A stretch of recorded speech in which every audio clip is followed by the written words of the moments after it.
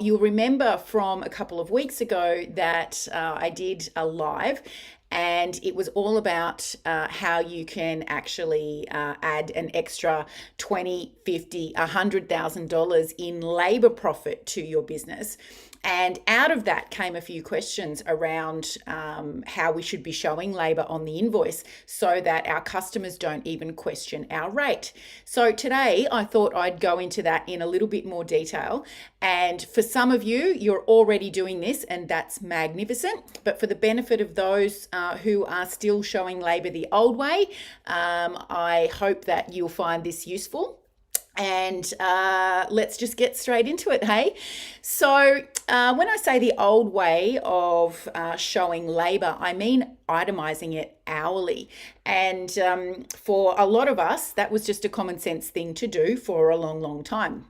However, when it comes to putting up your labor rate, you'll often stop yourself out of fear from doing that because you are showing the customer on each invoice exactly how much you charge per hour. Now, we know, and especially those of you who have been putting your labor rate up, every time I talk about it, you know that there is a tiny, tiny percentage of people, maybe one a month, who will ask you what your labor rate is, unless, of course, your shop is full of price shoppers.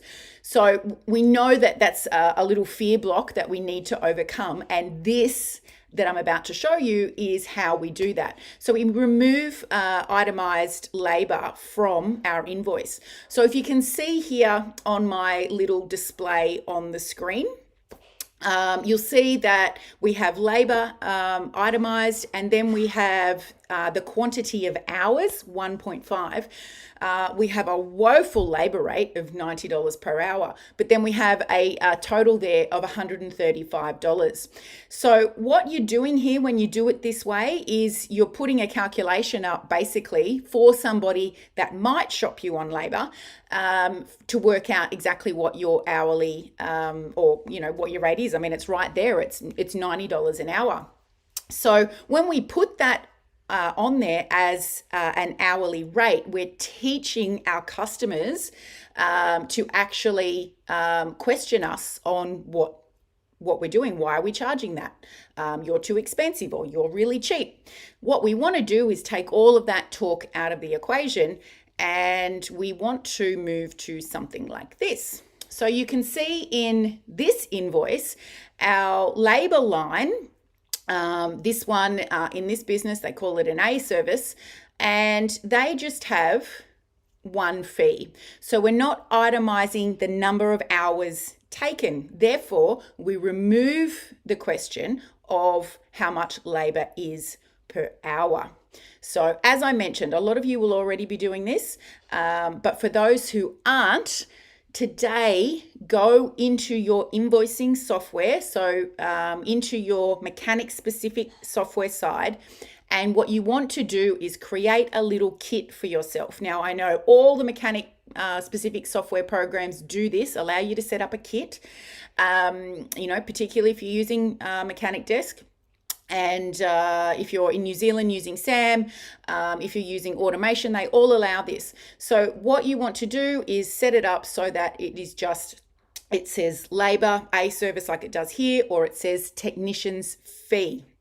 And that way it pulls through the time clocked, and it just reports it as a dollar amount. We take out the hours. Okay, super, super important.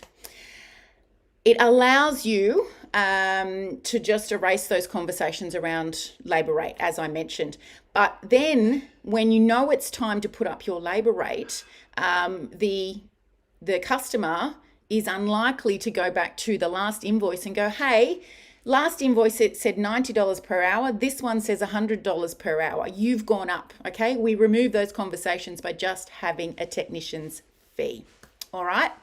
Now, while we're here talking about this, I thought it was also important to talk about the story that you put on the invoice.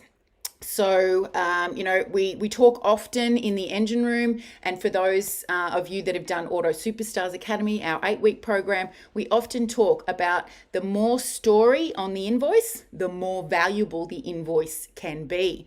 So your stories need to look like this. They need to be this detailed and have this much information.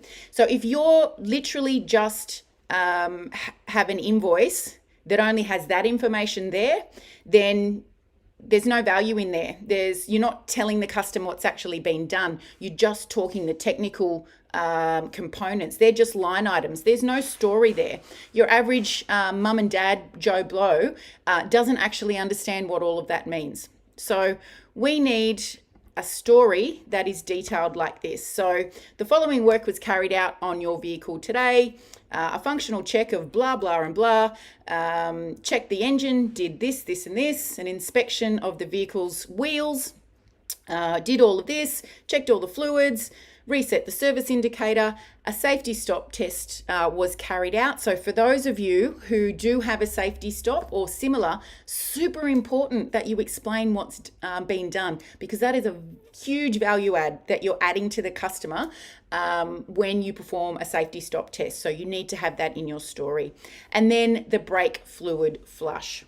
So this particular invoice was $600 odd, and the workshop has explained in fantastic detail exactly what was done. So the customer gets a great idea and they're less likely to challenge you on price. So that's what I wanted to let you know about how to report labor on an invoice. So no more putting how many hours you've done on there. Set it up in your software as a kit, either saying service or technician's fee, and have it as one single dollar amount. Now, just going back just to cover off for you, because there was a brake fluid flush done on this particular service, they then report labor again. Now, you may want to do it that way, reporting a labor line for each different thing that was done for the car, or you may want to have it all tallied up in one fee. But whichever way you decide to go, make sure you take it out of the equation so that there are no hours written on there, just one technician's fee. Okay, I hope you found that useful. Thanks so much for those of you that have jumped on live. Let me know if you watched live with me or whether you caught the replay. If you're watching this in Facebook, make sure you head on over to our YouTube channel and subscribe to the Workshop Whisperer so that you can catch all of our latest video trainings as soon as they come through. And if you're watching on YouTube, make sure you get over to our free Facebook group, Your Profitable Auto Repair Shop, where we're talking best practice sharing tips all day long. All right, guys, have a great day.